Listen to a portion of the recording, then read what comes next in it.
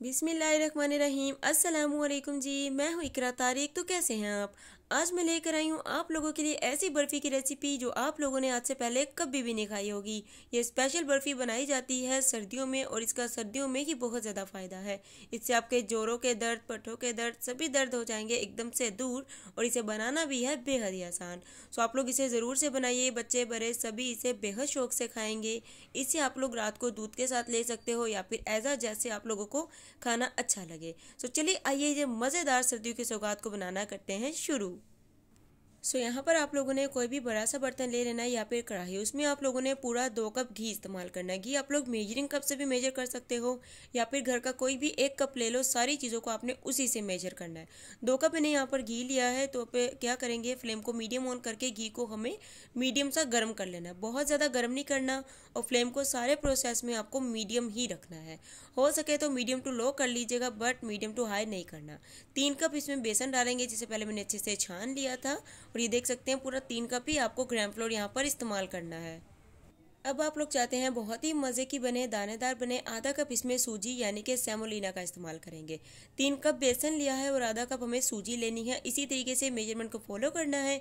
अब अच्छे तरीके से घी में हमें इसकी बुनाई करनी है। बुनाई इस कदर अच्छी होनी चाहिए कि पूरा किचन आप लोगों का बेसन की खुशबू से जो है ना महक उठे अच्छे से। यहाँ पर देखिए बुनाई मैंने करना स्टार्ट कर दी है। थोड़ा थोड़ा से फ्लफ़ी होना शुरू हो गया है। एक्स्ट्रा घी नहीं ऐड करना है, और आप लोगों ने बिल्कुल भी हो सके तो बेशक आप लोग देसी घी में बना लेना, बहुत मज़े की बनेगी, बहुत ही कमाल की बनेगी।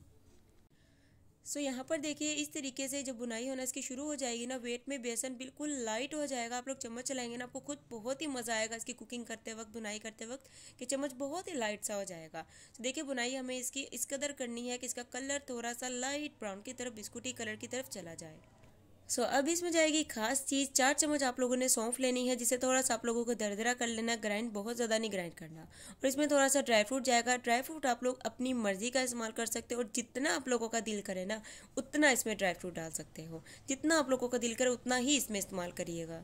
और ड्राई फ्रूट डाल देने के बाद इसकी हमें बुनाई करनी है एटलीस्ट 5 मिनट। अब इससे ज़्यादा नहीं बुनाई करनी है। देखा आप लोगों ने बर्फ़ी बनाना कितना ही ज़्यादा ईजी है। अब फ्लेम को बिल्कुल आप लोगों ने लो कर देना है। अब बारी आती है इसमें मीठा डालने की। पूरा इसमें मीठा जो है वो हम इस्तेमाल करेंगे 2 कप। 2 कप शुगर पाउडर यानी कि चीनी का जो पाउडर होता है ना, जो मैंने घर पे ही बनाया था। आप लोग मार्केट का भी इस्तेमाल कर सकते हो। अगर आप लोगों को चीनी का इस्तेमाल नहीं करना, इसकी जगह आप लोग शक्कर का भी इस्तेमाल कर सकते हो। लेकिन शक्कर आप लोगों को फिर 2.5 कप या फिर 3 कप डालनी है, जितना आप लोगों को मीठा अच्छा लगे। और चीनी डालेंगे तो पूरा 2 कप शुगर पाउडर इसमें जाएगा। फ्लेम बिल्कुल लो करके शुगर पाउडर को इसमें अच्छे तरीके से मिक्स करना है। फ्लेम बिल्कुल भी मीडियम नहीं होनी चाहिए, वरना ये जल जाएगा। अच्छे से मिक्स करेंगे। अब आप लोगों ने इसे जिस भी ट्रे में असेंबल करना है, उस ट्रे को ऑयल या घी बटर से अच्छे तरीके से ग्रीस करके सबसे पहले ये स्टेप करके आप लोगों ने रख देना है। उसके बाद इस ट्रे में जो हमारा मिक्सचर है सारा बर्फ़ी का, वो इसमें असेंबल करेंगे यानी कि डाल देंगे, क्योंकि हमें बहुत ज़्यादा इसमें गरम गरम कढ़ाई में नहीं रहने देना है। चीनी डालने के बाद ये मिक्सर जलना शुरू हो जाता है। देखिए इस तरीके से स्पैचुला चम्मच की मदद से बिल्कुल इक्वली इसे ट्रे में स्प्रेड करेंगे और अच्छे तरीके से इसे हम लोग इक्वल कर देंगे। उसके बाद इसके ऊपर आप लोग जो चाहे गार्निशिंग कर सकते हैं। मुझे कोकोनट पसंद है, सो मैं इसके ऊपर वो गार्निशिंग करने वाली हूँ।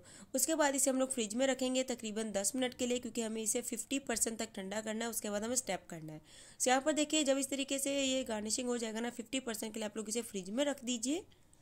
उसके बाद जब आप फ्रिज से निकालोगे ना, थोड़ा सा ये ठंडा हो जाएगा। फिर आप लोगों को नाइफ से इसे क्या करना है, कट मार्क अच्छे से लगाने हैं। देखिए इस तरीके से जब कट मार्क लगा देंगे ना 50% ठंडा होने के बाद, फिर इसे अगेन आप लोग फ्रिज में रखेंगे 50% और ही अच्छे से ठंडा हो जाए तकरीबन। अब इसे 20 मिनट के लिए फ्रिज में रखना है ताकि कम्प्लीटली ठंडा हो जाए। उसके बाद आपको मैं इसकी फाइनल लुक जो है वो दिखाऊंगी। ये देखिए जी, फ्रिज से मैंने इसे निकाल लिया। अब ये कम्प्लीटली ठंडी हो चुकी है। अब आप लोगों ने दोबारा नाइफ से इन्हीं कट के ऊपर दोबारा से कट करना है। मतलब थोड़ा से निशान और आप लोगों ने अच्छे से क्रिएट करने हैं, ताकि ये अच्छे तरीके से बर्फ़ी हमारी इजीली बाहर आ जाए। देखिए मैंने दोबारा से कट मार्क लगा दिए थे, और अब इसे मैं निकाल कर आप लोगों के साथ सर्व करती हूँ। इसका टेक्सचर भी आप लोगों के साथ शेयर करती हूँ। तो लीजिए गाइस, हमारी बर्फ़ी बनकर तैयार है और इस मेजरमेंट से ये काफ़ी सारी बन जाती है। तकरीबन आप लोग इसे पूरा मंथली स्टोर करके फ्रिज में रख सकते हो, टाइट कंटेनर बॉक्स में। ये बिल्कुल भी ख़राब नहीं होगी, इसका टेस्ट नहीं ख़राब होगा और जिसको भी खिलाएंगे वो आपकी तारीफ़ किए बिना रह ही नहीं पाएगा। बहुत मज़े की बनेगी, मेजरमेंट को फॉलो करिएगा तो बहुत कमाल की परफेक्ट बनेगी। और इस बर्फ़ी के बहुत ही ज़्यादा फ़ायदे हैं और ये देख सकते हैं इसका कितना ही टेक्सचर मज़े का है।